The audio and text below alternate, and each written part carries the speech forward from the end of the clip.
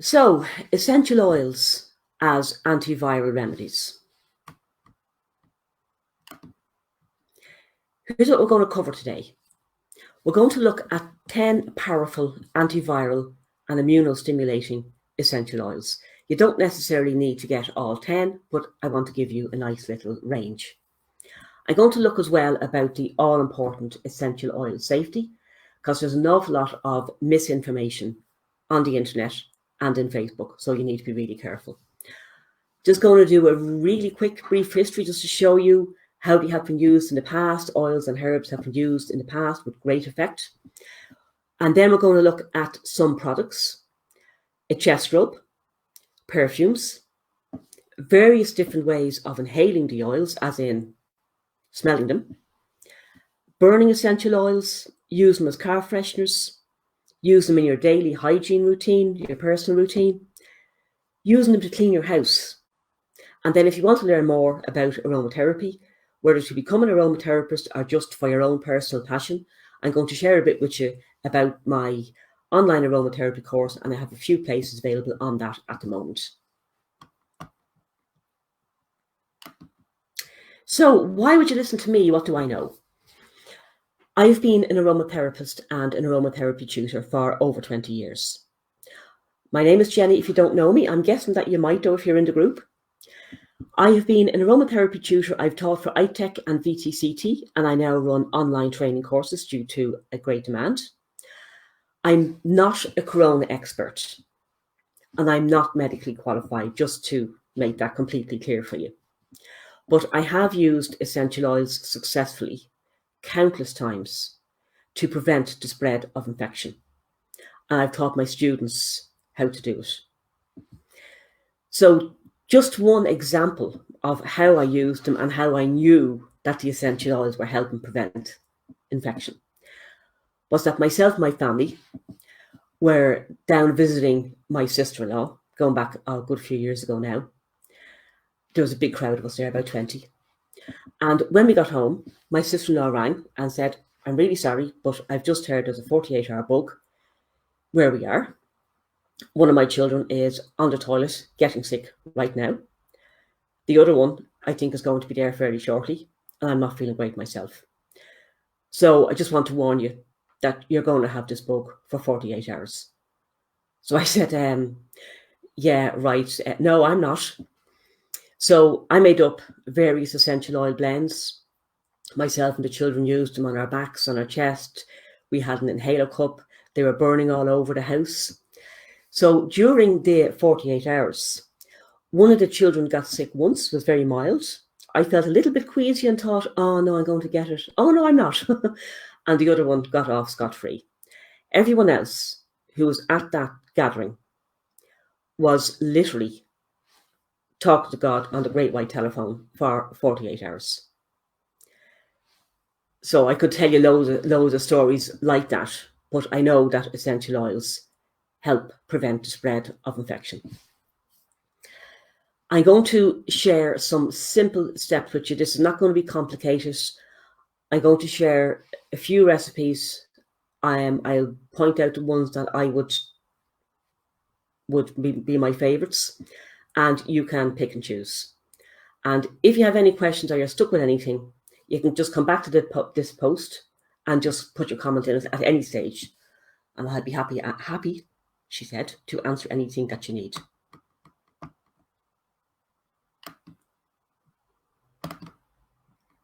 Sorry, I'm just checking that no one has any questions. No, I think we're good.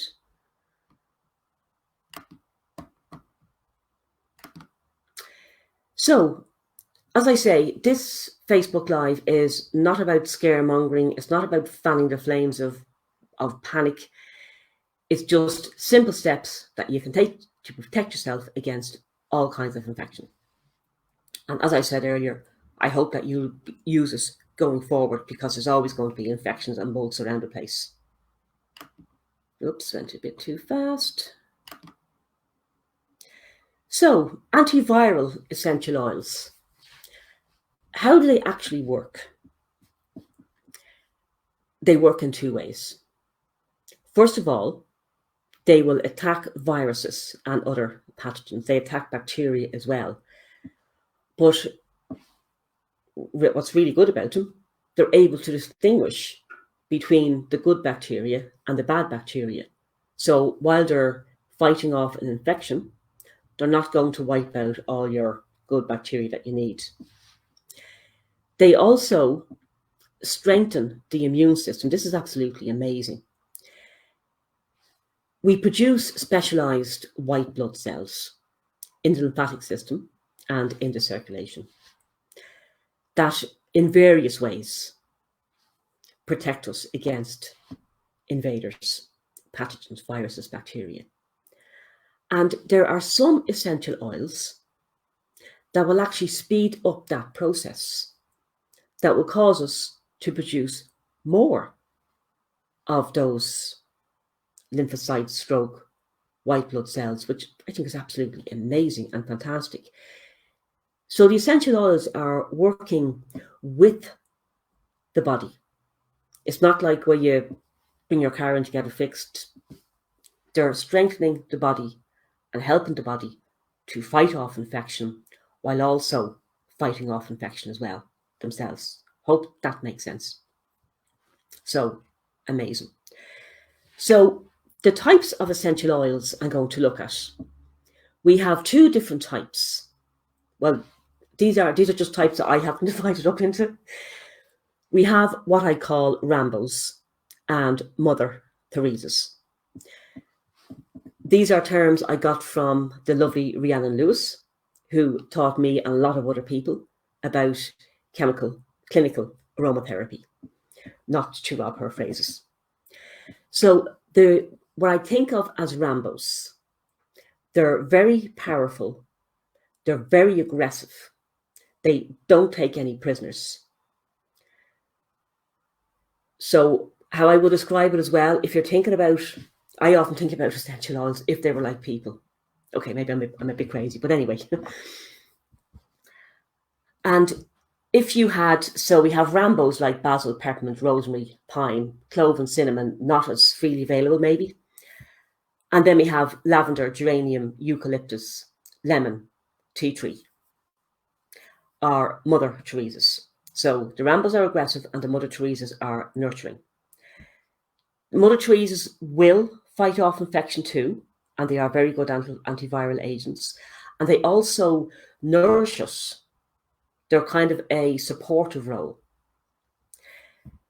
So if you had a Rambo like basil in a room and it was a person, and you had an oil like lavender and eucalyptus in the same room, and the coronavirus walks in, the lavender might say, I don't think you should be here. I think you should leave. And the eucalyptus might say, yeah, really seriously, you seriously got to go. Whereas the basil would say, you have 2 seconds, window or door, you choose. So it's that sort of, and I say aggressive is not in a bad way. Thing about the Rambo oils is that I wouldn't use them every day on an ongoing basis. So these, as I say, are all kind of freely available essential oils you'll be able to get in your local chemist. So you don't need to get them all. 2 or 3 is going to be fine. What I would do, and particularly at the moment, I would use at least one from each group. So I wouldn't go all Rambo because you need the gentle, nourishing, nurturing oils as well. I would say pick one oil from the Rambo group and maybe 1 or 2 from the Mother Teresa group. So maybe basil and then lavender and eucalyptus, say. So any questions, as I say, do post them because I know that sometimes this can be a bit difficult to get your head around. So I hope it is all nice and clear so far. Just making sure there's no questions coming in.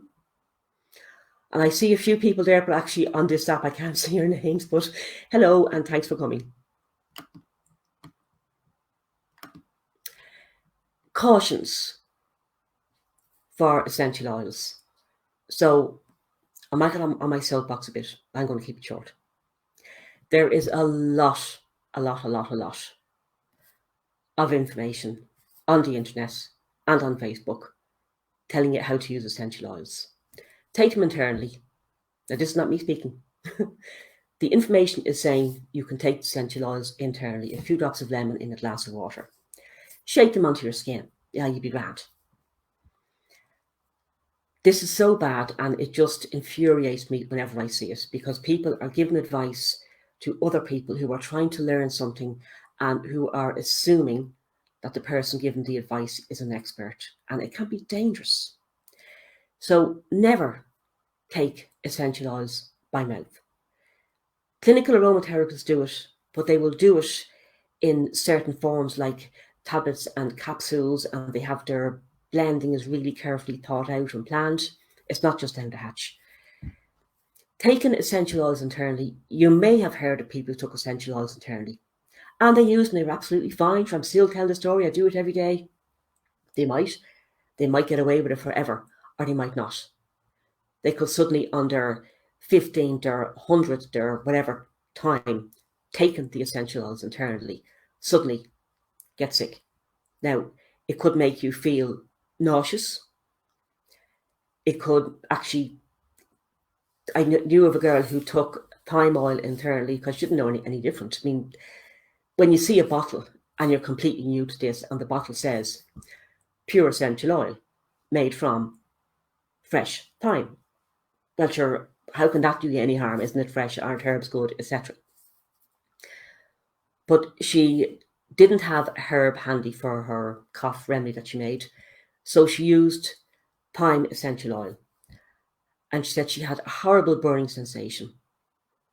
Now, she mixed the thyme oil up in water with lemon and herbs. It was loads of stuff in it. But she had a horrible burning sensation from her mouth right down to her stomach. And she was pretty sick for the next couple of days. That's probably mild. It's not, you don't want it, but it could be a lot worse than that. I have heard of people having convulsions from taking essential oils internally. And there have been a couple of cases of death from taking essential oils internally. Now, I know this is not likely, but why take a risk? As well as that, if you take essential oils internally, they have to fight through all the mucous membrane and the digestive juices to get down to your digestive system. The chances of any therapeutic properties being left by the time they got there is minimal. Second of all, don't use essential oils directly on the skin. You have to dilute them, first of all, in something like a vegetable oil, a cream, a soap, a shampoo, flower water. There are a couple of things that you can mix them with. And thirdly, don't let them come into contact with your eyes. So when I'm doing facials, I'll make sure that I don't bring it too close to the eyes. And when I am using them in facial, I also tell my clients, don't rub your eyes for the next little while, because you don't want them doing that and bringing the oil into their eyes. If you happen to have an accident and you did get some in your eyes, what you would do first of all is flush it out with water. And if that didn't work, you would then flush it out with vegetable oil. And the reason for that is that the oils don't dissolve in water, but sometimes the volume might just lift it. If that doesn't work, then you use a fatty-based substance that the oil will dissolve in to sweep it away.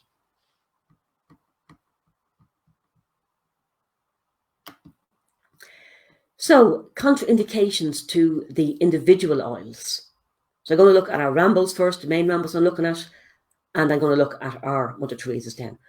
So basil, you don't use if somebody has sensitive skin, you don't use them for children, and you don't use them during pregnancy. The position on essential oils and pregnancy. As far as I know, there is no known case of essential oils ever having caused harm to a mother or a baby when used normally in the dilutions I'd be telling you about. But to err on the side of caution, it's better to avoid any oil that has a harsh chemical, like a Rambo is very aggressive. So what the mother gets, the baby will get. We're also going to avoid any oils that have any possibility of bringing on a period. I wouldn't think they would. They would bring on a period when it needs to come, but not if it doesn't. And I wouldn't use any oils that would in any way regulate the hormones. And as I say, we're just erring on the side of caution when we use essential oils, especially for pregnancy. I'm always telling my students, I want to be 120% sure that nothing I did could cause any harm. So, peppermint. It can irritate sensitive skin. And again, I wouldn't use it for children, and I wouldn't use it during pregnancy because it has very harsh chemicals. Rosemary. Don't use it for high blood pressure, and don't use it for epilepsy. Also, don't use it for pregnancy.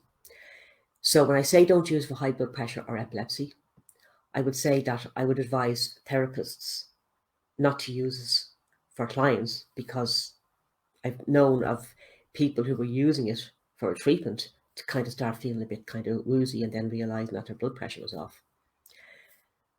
So if you yourself have high blood pressure or epilepsy, or the person that you're making something for has high blood pressure or epilepsy, don't use rosemary. You might get away with it, but again, there's no point in taking a chance.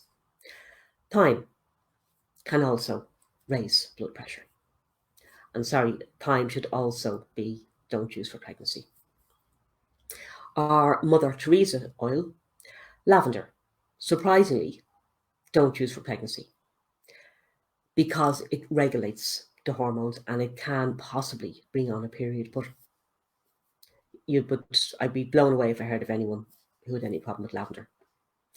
Geranium, again, pregnancy, and again, geranium is a gentle oil, but it does regulate hormones. It is fantastic for anything to do with hormone problems, but just not used during pregnancy.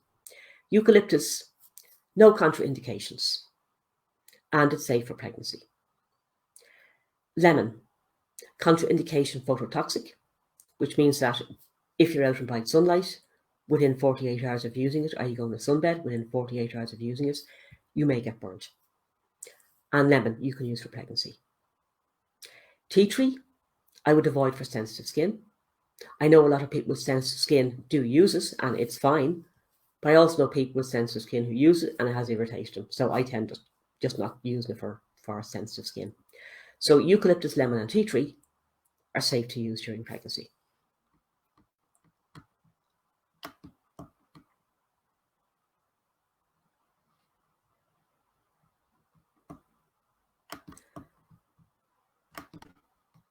So how are we doing? We've covered quite a bit. We've looked at antiviral oils. We've looked at Rambos and Mother Teresa's. We've looked at general cautions for essential oils. And we've looked at cautions for our individual oils. So let's just take a little pause here. Let's just take a pause here and do something I forgot, which is a brief history. So oils and herbs, and obviously oils come from herbs and come from plants, have been used for centuries to protect against lots of different kinds of infection. So they were used during the plague, and people during plague times who tended to have a charmed life. Just give me 1 second, Aisling. Yes. Would you let the cat in? Sorry, my cat always interferes with my Facebook lives. She thinks she does it on purpose. So oils and herbs were used during plague times to very good effect. And people who tended not to get the plague, and who, if they did get it, who were very lucky and tended to recover most of the time, included doctors. That's surprising. How do they get away with it? They're actually going in to visit people who have the plague. And I'm not talking about the ones who stayed away, but the doctors who were involved. People who worked in glove factories, apothecaries, I'm probably not pronouncing that right, apothecaries, ye old chemists, people who worked in lavender fields, people who worked in glove making factories. Oh, how do they get away with it? Doctors, if you see this lovely graphic over here, you've probably heard the term quack in relation to a doctor, and is usually a derogatory term. But when this term was first invented, it wasn't derogatory, because during the plague, the doctors went about into really bad plague-infested areas. They covered themselves completely, and I think their clothing was actually leather. With gloves, shoes, the whole lot, completely covered up. Had a mask on their face. And they had this beak. And before you start sniggering, in the beak, at the end of the beak, they had various oils and herbs. So thyme, lavender, rosemary, that would have been available like in Ireland and England, obviously other ones in other countries. And as they were going around the plague-infested streets, they were inhaling these powerful antiviral agents, antibacterial agents, all the time. Another similar thing was you might have seen pictures or films of plagues, and you'd see people in streets with little tiny bouquets of flowers, little weeny ones. They were herbs and flowers, and they'd be going through the streets smelling them. And that was poo-pooed as well as being kind of, oh, it's cute, it's superstitious, but it's cute. They were also very powerful antiviral and antibacterial agents. And I wouldn't like to walk through a street with a tussie mussy, as those little bouquets were called. If I did have to walk through a herb-infested street, I would have my tussie mussy if I couldn't get my beak. That would be. But the term quack comes from the clothes that the doctors used to wear in those days, and they worked. It was unusual for a doctor to catch a plague. So people in glove factories, they used essential oils to soften the leather. Apothecaries, obviously, they were using oils and herbs in those days more than anything else. Physic gardens, like in the monasteries where they had all their medical herbs, because they were inhaling all these antiviral, antibacterial agents all the time. People working in lavender fields. Lavender is a really good antibacterial and antiviral agent. Fantastic. I have glove making factories down twice, never mind. I was reading an article about the Shakespeare family going back a couple of years ago. And the article said that the Shakespeare family were very fortunate, that they rarely caught the plague. So the plague wasn't just a plague that happened once. The plague used to happen every year. And all the rich people headed off to their mansions in the hills, and all the poor people stayed and basically died. Unless they worked in one of these places gave people a much better chance. But the article said that the Shakespeare family were very lucky. They had very rarely caught the plague, and when they did, they always recovered from it. And the same article, a few paragraphs down, said that Shakespeare's father, John, owned a glove-making factory, which was attached to the house. So, of course, in his glove-making factory, he would have used, essential oils. And, of course, kids in those days weren't sitting around watching telly, playing their PlayStation. It'd be you in there, start working. So they were helping their father, and their father also was walking through the house and probably wafting essential oils all over the place, which is probably why the family did not tend to get the plague.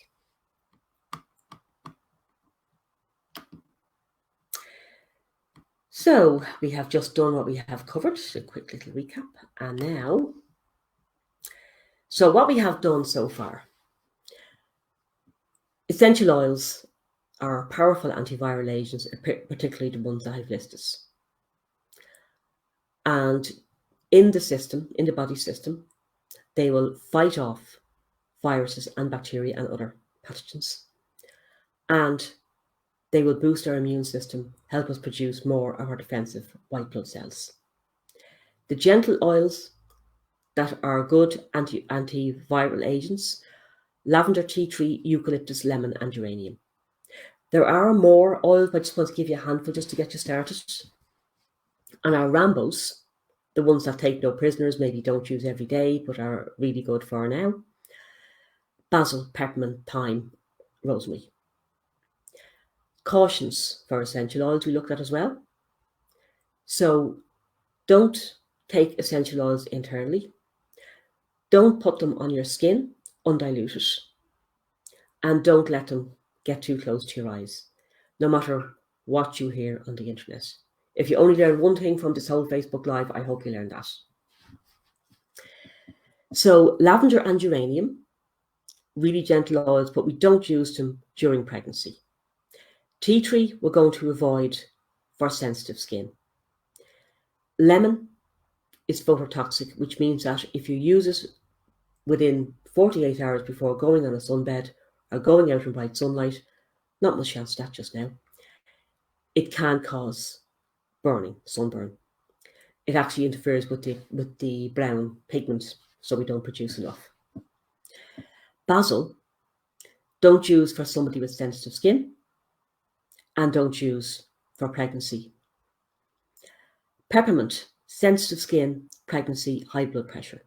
There's no mention of peppermint in any books I've read causing high blood pressure, but I've come across a couple of cases in the last few years that people's blood pressure shot up and they used a lot of peppermint and then went down when they stopped using it. So I was kind of thinking, yeah, I think that might be high blood pressure. Thyme, don't use for high blood pressure or pregnancy. And rosemary, don't use for high blood pressure, don't use for epilepsy, and don't use for pregnancy. So rosemary is not going to cause you to have an epileptic fit if you don't already have epilepsy. But in people who have epilepsy, I have seen cases, I've heard of cases where it has caused people to have more fits until they stop using it.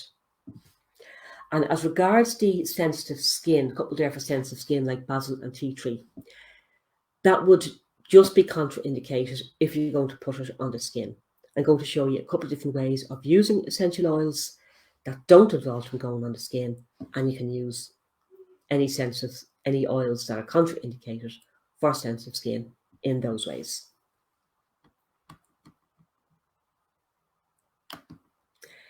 So I kind of like to break up, and I'm giving a lot of information to break things up and just ask a couple of questions. So no one's going on the hotspot, you don't need to worry. Just see how many of these questions you can answer, and if you even want to write them down, because it's a great way of cementing knowledge in your brain. Can you name 3 good antiviral oils? Doesn't matter whether they are Rambos or Mother Teresa's. So gentle or aggressive, which 3 oils good for antiviral agents?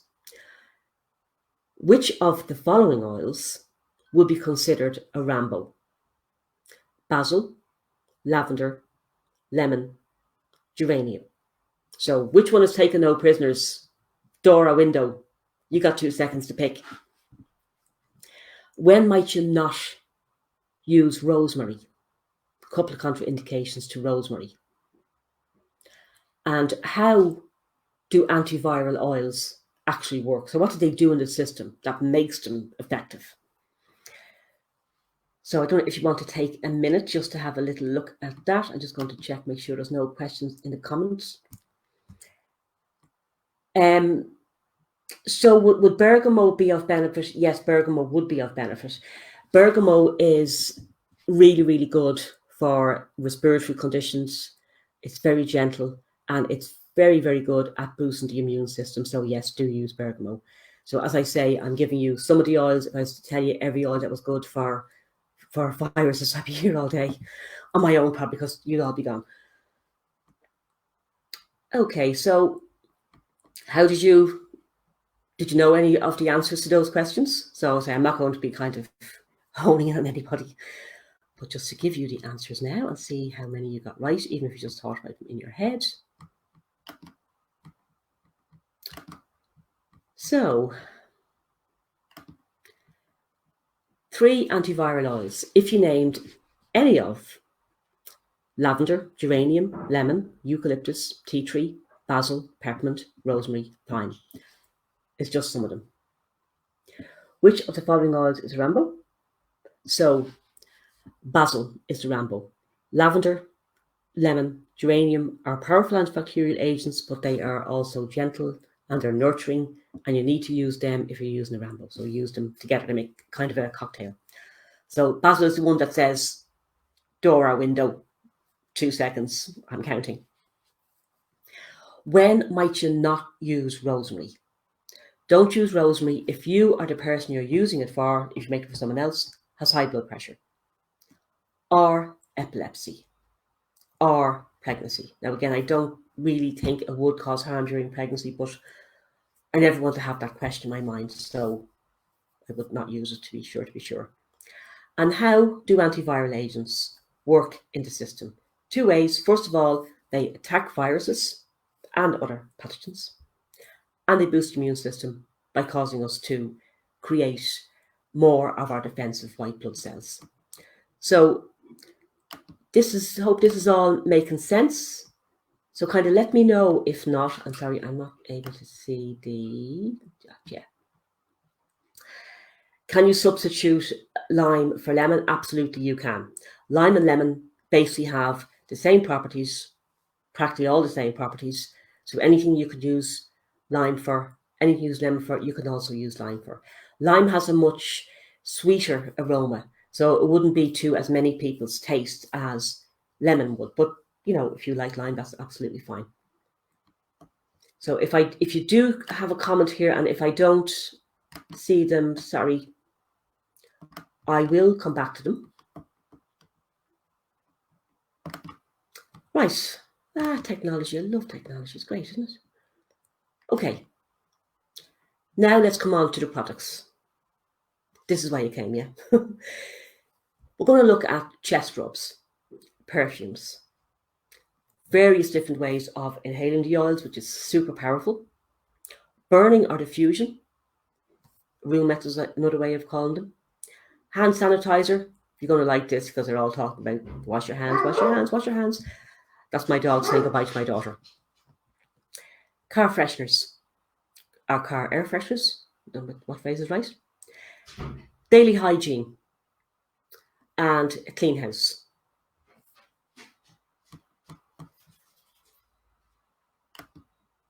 So, for a chest rub, you will need, now if you were looking at my earlier post, you might have got some of your products, your ingredients and your supplies together.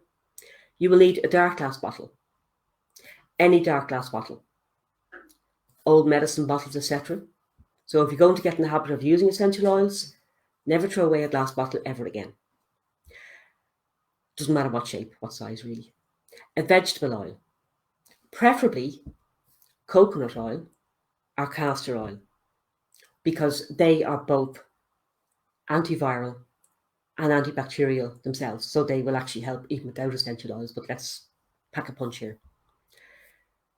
Coconut oil you can buy in your local supermarket. Don't buy it in Holland & Barrett. You can get it in your supermarket in the ordinary aisle section for around $7.99-ish. If you go to the free from or the health food aisle in your supermarket, it can be more expensive. I was blown away. I saw it in oil. Now, they were different brands, but they were both extra virgin, cold pressed olive oil, which is what you want. And in the ordinary oil aisle, it was $7.99. And in the health food aisle, it was $12.99. Different brand, but same product, same size. And if you decide to go to Holland & Barrett, you will buy coconut oil that will be about half or a quarter of the size that you get in the supermarket. It won't be extra virgin, most likely. It won't be cold pressed, and it's going to cost you around €20. So, super value, off you go. So, you may be wondering, how do you use coconut oil? Isn't that solid? It is solid. So, what you do is you would melt it first. And to do that, just take a couple of teaspoons, put into a small container like an egg cup, and put that container into a bowl of warm water, making sure, of course, the water doesn't go over the top, and just leave it there and the oil will melt. And when it's melted, pour it into your dark glass bottle, add your essential oils, and you're good to go. And you will smell delicious. So if you don't like coconut oil, try castor oil. It is a little bit more difficult to get, but you can usually get it in a health food shop. And if you can't get either of those, just use any vegetable oil just to carry the oil into the system. And you will need to have your essential oils. To make your chest rub, or really anything that you're going to use vegetable oil as a base for, you would measure your vegetable oil and pour it into your dark glass bottle. And for every teaspoon of vegetable oil that you have, a teaspoon is also 5 ml. For adults, you would add 2 drops of essential oil. So if you want to use lavender and eucalyptus, and you're using 1 teaspoon of vegetable oil, you would have, for adults, 1 drop of lavender and 1 drop of eucalyptus. And if you're using it for children, children, should have explained earlier, actually, are defined as anyone who is under the age of 12. Now I'm talking for this live between the age of 1 and 12. There's different dilutions for smaller babies. If you want to, you can just post a question in the comments. I'll let you know what you can do for babies. You would use, if you wanted to use 2 drops of essential oil for a child, you would need to use 2 teaspoons of your vegetable oil. And if you wanted to use 3 drops, you would need to use 3 teaspoons. So I hope that is clear. I know it can be, some people find it hard to get their head around it. Just to go over that really quickly. So for an adult, you're going to make what's called a 2% blend. An adult is anyone who's over the age of 12. A 2% blend means for every teaspoon of your vegetable oil, you're going to add 2 drops in total of essential oil. So if you're using lavender and eucalyptus, it's 1 teaspoon of your coconut oil, 1 drop of lavender, and 1 drop of eucalyptus. And if you're going to use it for a child between the age of 1 and 12, you're going to make what's known as a 1% blend, which is 1 drop of essential oil for a teaspoon of your vegetable oil. So if you want to use lavender and eucalyptus for a child, you need to use at least 2 teaspoons of your carrier oil.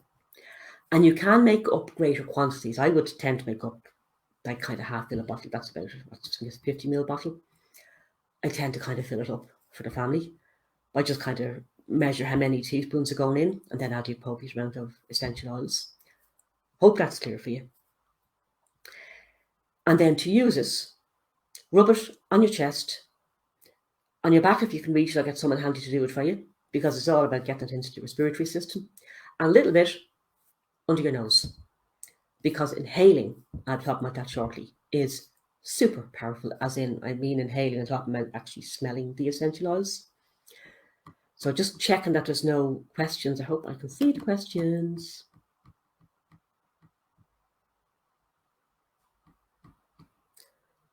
Right, sorry, I can't actually, hang on, see if I can see them here.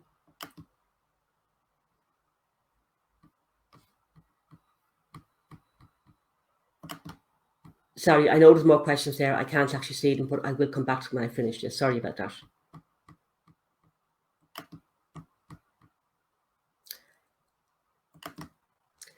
So, other ways of using essential oils: perfumes, inhalations, and burners. You can say burner stroke diffuser. To make a perfume, you would make up a small quantity of vegetable oil with your essential oils, just as we did in the previous slide. So maybe 1 or 2 teaspoons of a vegetable oil, add the appropriate amount of essential oils, and then just put it in different, your wrists, behind your ears, and here. And it will absorb, so you won't, you do it a few minutes before you go out, and it won't look oily. So you mix as per chest rubs, rub under the nose and the wrists and the ears, and you can just smell it as you need to. Inhalations. A couple of different ways of doing inhalations. We can do it the old-fashioned way, which is very effective. We have a basin of water. The water is steamy, and add maybe 3 drops of essential oils. You can test the amount. Sometimes if you're using the stronger oils like basil, it can be a bit overpowering, you might need as many. And then you cover your head with a towel and you inhale. And you can inhale through the nose and then inhale through the mouth to get it into. If we use this inhalation method for like sinusitis or chest infections, and if you have congestion around the head area, you inhale through the nose. And if you have congestion or infection in the chest area, you inhale through the mouth. But I would do both at the moment. Another way to do it that's actually a lot more convenient is just use an ordinary mug or a cup and put a little bit of water in at the bottom of it, boiling water in at the bottom of it, as long as it's steaming. We're using steam because it's going to carry the oils around. And put in 1 or 2 drops. So don't overdo this because this can be very overpowering in a smaller container. And just sniff it as you're going around, getting the kids ready, making lunches, looking for your lost keys, etc. You can just pick it up, good big breath in, put it down. An aroma inhaler. I know you can get these on Amazon. Amazon or Amazon? I keep getting that wrong. And they're kind of look, you can see it here in the picture. They look a bit like a Vicks inhaler. And they have a little wick on the inside. And you put essential oils onto the wick, and then you close it up. So if you do have aroma inhalers, you obviously know how to use them. And if you are intending to buy aroma inhalers on somewhere like Amazon, it'll give you instructions. So you put on about 10 or 12 drops of essential oil into the wick and then close it up. And that's not overpowering, maybe because you're just breathing in through the top, so you're not inhaling it all at one time. And another way that is really good and super easy is just to inhale from the bottle. So you can carry a bottle of essential oils with you, your eucalyptus, lavender, basil, or whatever. And what I've been doing before I leave the house, open the bottle, nice big sniff, take a nice deep breath, bring it right in. So don't do this, it's kind of really big deep breath and let it go right in. And when I'm out and about, a couple of times I will inhale it again. Nice big deep breath in, a nice big sniff, and fill your lungs with it. Sometimes I might go to the toilet to do if I don't want to look like a twat, but that is a really effective way. I used to think that essential oils, to use them most effectively, you have to put them on the skin. And sometimes that's true. But when you use essential oils on the skin, only a small amount is going to get through the skin into your bloodstream, because you have the body's defenders running around through the skin, and they might see this foreign body they don't recognize and go, "Oh, hello, I don't know who you are. You better come to the liver. You better go." But of what you breathe in, it goes up through the mucous membrane at the top of your nose and it hits the bloodstream. So the vast majority of what you smell is going to hit the circulation and have all those little antiviral beings running around defending you. So for a burner or a diffuser, you would use 2 or 3 drops of essential oil in water in the well. So the well is the top part here. And you fill it with water and add essential oils to it. You don't need to use more essential oils than that. And you don't need to worry if you don't smell them. Oh, I don't smell them, it must be gone. I mean, it's natural you would think that. But then think like when you're cooking, you don't smell it. And someone walks in and goes, "Oh my God, that smell is lovely." The oils are still in the air and you're still getting the benefit. One thing that you don't do is you don't use some of your chest rub or essentials have been mixed in a vegetable oil and put the vegetable oil in a burner. Disastrous. My friend did that and the oil splattered everywhere. It's like leaving a frying pan with hot oil.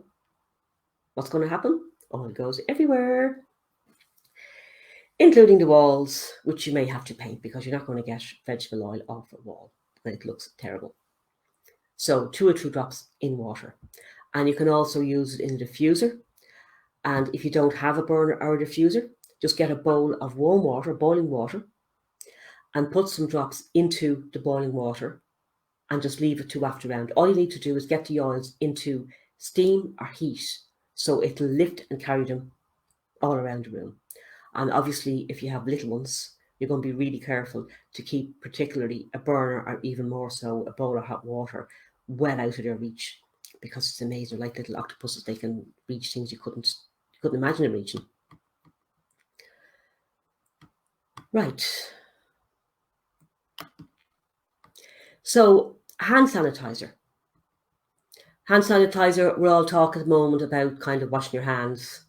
And when you think about sometimes for people that don't wash their hands, it's a bit gross. But anyway, I'm going to show you tell you how to make a hand sanitizer that is a very powerful antibacterial agent and is lovely for your hands. So I know you can get the alcohol-based hand sanitizers in the shops and that, but they often leave your hands kind of dry and cracked, and they certainly don't make them feel nice.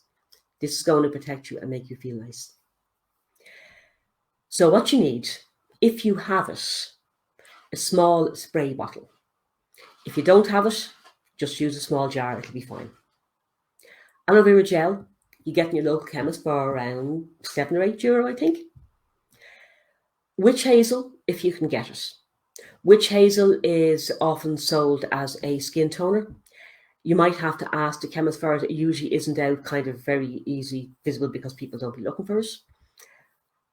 Witch hazel is really good for the skin, and it's also a really good disinfectant, but it's so gentle. And then what you do is mix them, the aloe vera gel and the witch hazel, more or less half and half, until you have the right consistency, and you can play with it. So what you want to have is something that's between a gel and a liquid. So it's going to be like a runny gel. So when you spray it from the bottle, it sprays out and it's not kind of too watery. And then it absorbs into your hands very quickly. You only need to use a very small amount. So just a little teeny tiny bit, because it does go a long way. And if you use too much, you'll be kind of trying to get rid of it. And then you go and wash your hands and wash off all the good antiviral stuff that you need. If you don't have witch hazel, you can use instead distilled water, which is just water that you've boiled in a kettle and then has cooled down. So easy peasy.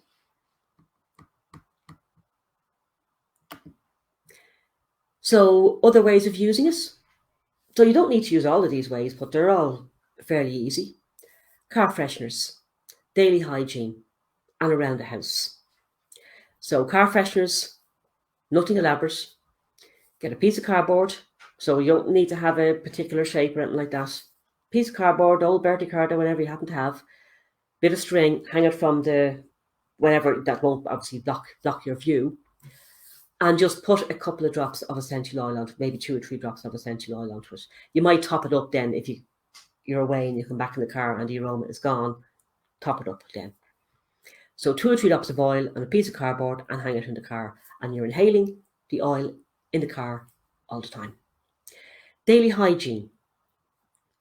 You can mix essential oils in bath gel, shower gel, shampoo, liquid soap.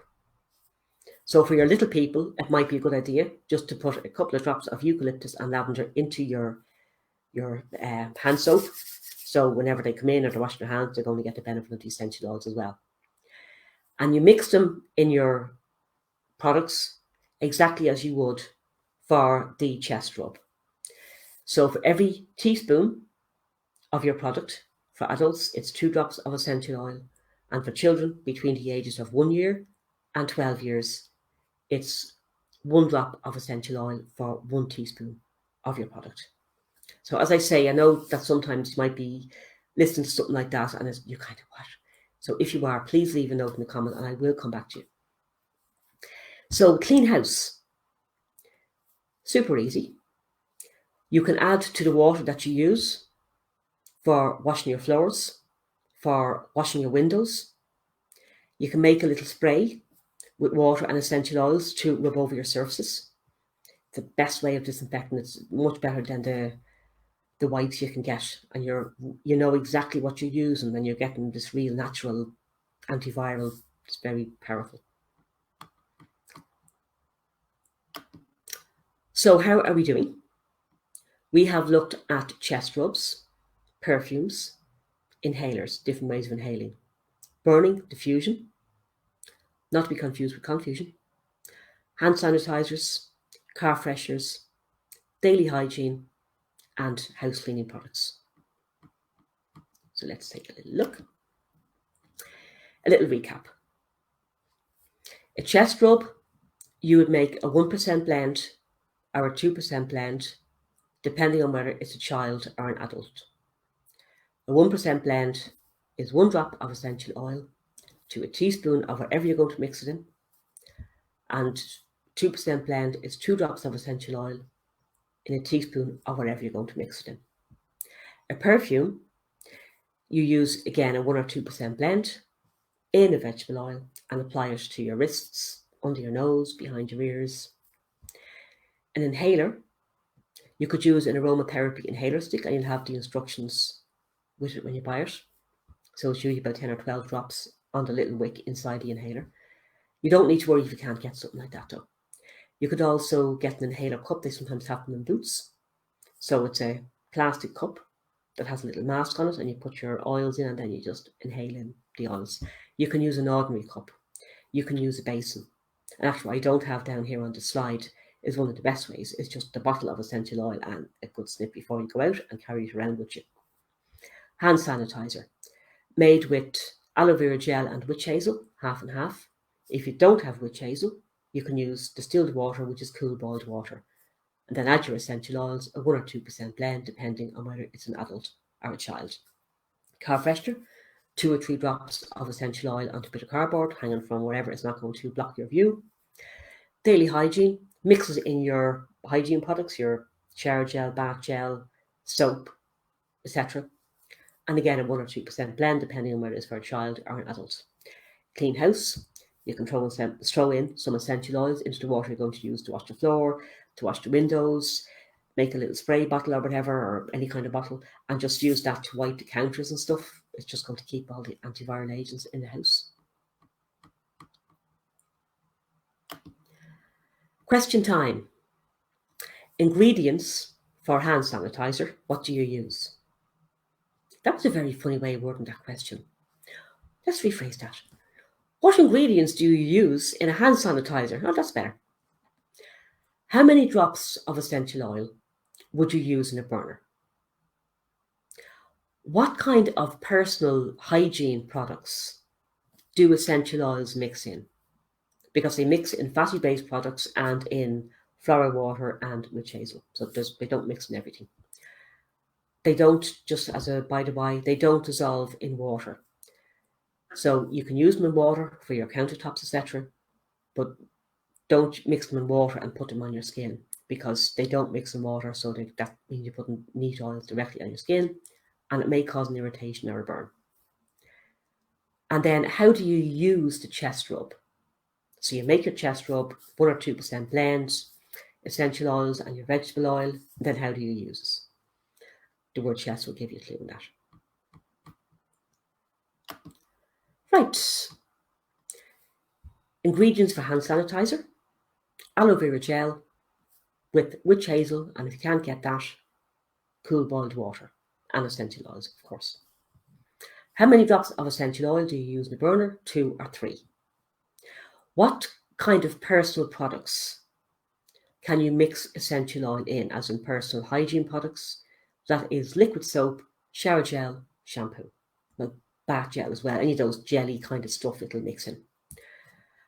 And how do you use the chest rub? As its name implies, you rub on the chest. Get the back if you can, and also under your nose. Just the inhalation, getting the oils, breathing the oils in, is so important. So I hope that is all making sense, and I'm sorry I can't see the questions, but I will come back to them. What I'll do at the end, actually, I'll close off this live, I'll open up a new live, and I'll look through the questions, so I'll be able to answer them for you. So if you want to take it further, so I might have whetted your appetite, or maybe you were thinking for a while about learning about essential oils, maybe for yourself you want to have an extensive knowledge for using for your family, or maybe you want to go on and become an aromatherapist. So essential oils, just been through how good they are for infection and some cases where I've shown, like, history stuff in my own example of how effective they are, but they are amazing for so many other conditions. I've had the astonishing results with anxiety, with digestive complaints, with pain in general, injuries even, with skin conditions. I could go on. They are just so powerful. You've probably got it by now that I love essential oils, and I'm guessing that you do too, or you wouldn't be here. So if you want to take it further for yourself or become a certified aromatherapist, I have an online course. It's the Aromatherapy Wellness Professional course. I just accepted a couple of students. I only have room for 20 because we give a lot of feedback. So a few places have become free, maybe a few more in a couple of weeks. I'm not quite sure yet. What we cover on the course are 41 essential oils, and we take a really deep dive into those 41 essential oils. They are fascinating. We're using them to keep healthy for huge range of physical conditions, mental, emotional, and spiritual, even though that's spelt wrong. We also look at vegetable oils. So we use vegetable oils to mix the essential oils in. And when I started out training, I thought, oh, they were just there just to carry the oils, didn't have any value themselves. They are amazing. So I mentioned earlier on that coconut oil is antiviral and antibacterial. You can actually take coconut oil. You can take all of these oils internally. But for a tummy bug, apparently a really good cure is a spoonful of coconut oil and you just down the hatch. Now, it's not very nice going down, but apparently it's a really quick cure for tummy bugs. But there's loads of oils that have fantastic properties. Your common or garden extra virgin olive oil that you get in the supermarket is amazing properties. Some of them can be hormone balancing, so lots of properties. And we also look at a full body massage. We don't look at a full body massage. I teach you a full body massage. So you get videos, you practice the video each session, you send me back your video, and I send your video back to you with voiceover saying, drop your shoulder, that's very good, or whatever. So you basically get the tension in your massage, just as you would if I was in a physical room with you, or actually even more, because in the online, you're getting a one-to-one. I'm not looking at 6 people at one time. I'm just focused on you in a non-scary way. Promise. Plus, we cover an aromatherapy facial. The aromatherapy facial can be used to enhance your aromatherapy treatment, or it can be a standalone treatment, or it can enhance your reflexology, your massage, whatever. So it's a really good thing to have. And we do different oils for different kinds of skin condition and underlying causes of skin condition like hormone imbalance, etc. We'll also look at using oils without massage, because not everyone is into massage, and even if you are, you want to have a wide variety of ways of using them. That was very long. You want to know lots of different ways of using essential oils. That's better. So you can make products for PMT, for skin conditions, for anxiety without using massage. Obviously, you can use massage as well. We also look at consultation skills for aromatherapy, which is really important because you need to be able to make a blend for a client based not just on what they are telling you about, their presenting condition, but also their emotional state, their skin type. So it's a bit of an art creating the blend, and the consultation is really important. We also look at subtle aromatherapy, which is using essential oils on an energetic level. So if you're into Reiki or IET, you'd love this. Essential oils are kind of like the life force of the plant, and I could talk all day about subtle aromatherapy. It is absolutely amazing, but we will look at how essential oils work on an energetic level and how to charge them with your own energy, which makes your blends really way more powerful. And I've had a lot of people in classes with me who would charge the oils and people who wouldn't charge the oils, and the difference in the effectiveness was just amazing. We'll also look at aromachemisry. So this is not boring, it's not complicated. I wouldn't be any good as a chemist. But the aromatherapeutics that we're going to do is going to show you how to really take your essential oils to the next level. So you've done a bit of chemistry already. Yes, you have. When we were talking about the Rambos and the Mother Teresas, and why you would use Rambos and mix them with the more gentle oils, that was all a bit of aromatherapeutics. So it's that kind of practical stuff that you're going to use. And you'll also learn a couple of things that a lot of aromatherapists do not know. And I didn't know until I studied with Rhiannon Lewis, and I learned loads from her, and this is incorporated in the aromatherapeutics module. God, English. So why is the course online? Mainly because I was getting a huge demand for it online. A lot of people liked the convenience, finding it difficult with shift work and travel and childcare, babysitter lets them down. I've been there myself, it's a bit of a nightmare. Also timing, you can work at your own pace. You could do this course completed in 3 months, 4 months. You could decide to take a year to do it. So it's all at your own pace, in your own schedule. But you get supported throughout the course. You won't be just abandoned and left on your own. And you have lifetime access to everything on the course. You can refresh whenever you like. So I know there's a lot of online courses where you get access for a certain length of time, and I hate that. Because if I can't do it now, I want to be able to do it later and not have to pay again. Like, okay, another soapbox, get off your soapbox. Okay, I'm off my soapbox. So the full course, the value of the full course would be €2,000, and that would not include aromatherapeutics or subtle aromatherapy or massage. There's a lot of courses out there, really kind of good colleges that would offer online courses in aromatherapy for in or around that price. Aromatherapeutics extra would often be in or around €400. I know you can learn off the main chemistry in the main chemical in each oil, which isn't going to tell you anything. But to aromatherapeutics in depth, practical, would be around €400. Subtle aromatherapy would generally cost around €200, and the massage, I haven't seen it out there anywhere else in an online course the way I teach it, but I imagine it would be around €400 extra. And the total value of the course, now that's value, it's not price, would be 3,000. But I don't want to charge that much.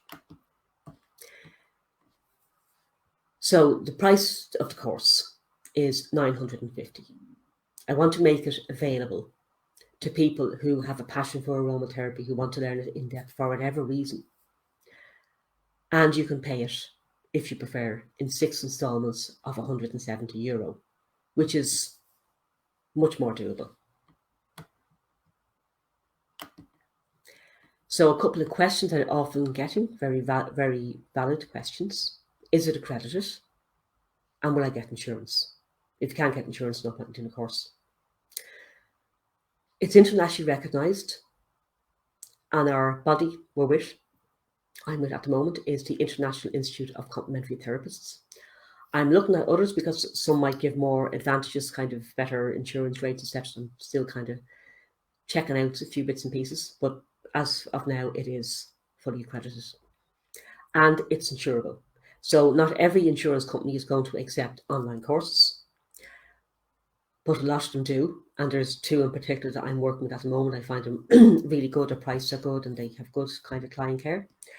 One of them is BGI International Insurance. It's based in the UK, but they offer it internationally, so it's not just UK. They offer professional indemnity, professional liability, even. Professional indemnity, that should be. Professional indemnity, that would be if someone says that you hurt them while you were doing the treatment. Public liability, if someone comes into your house and trips upon a step on their way in. Products insurance, which is really handy for our own therapists, and medical malpractice. And that is around €150, €160 for multiple therapies.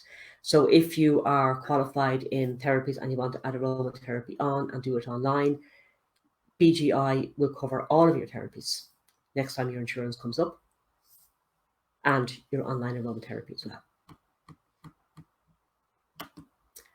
So what is next? Why would you do that course? A lot of people do it because, as I said, they want to follow a passion. They want to learn more about it. They want to use it at home. They want to use it for their family. They love the idea of mixing their lotions and potions and all that sort of thing. Or you could become a self-employed aromatherapist, working from home or working from a holistic centre, or there's other centres you can do it. You could also actually,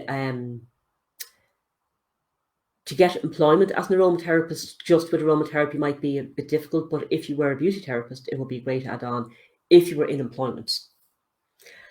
And to enhance other therapies, aromatherapy is amazing. So using it with reflexology to make oils and balms for reflexology that actually bring out the power of aromatherapy and reflexology, and it is just, I love it.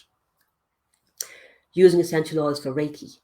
It really, if you do Reiki or IUT and you're used to feeling energy and you know sometimes it's more powerful, the essential oils really enhance it. You will feel a difference using essential oils with Reiki. And obviously using essential oils with massage, we will cover a full body massage, but if you do sports massage, something like that, they are great for injury prevention and healing, etc. So if you would like more information, you could pop over to my website, and it is essentialsholistic.com, and easy enough to remember, online aromatherapy course. I'll post a link below this video as well in case you're interested.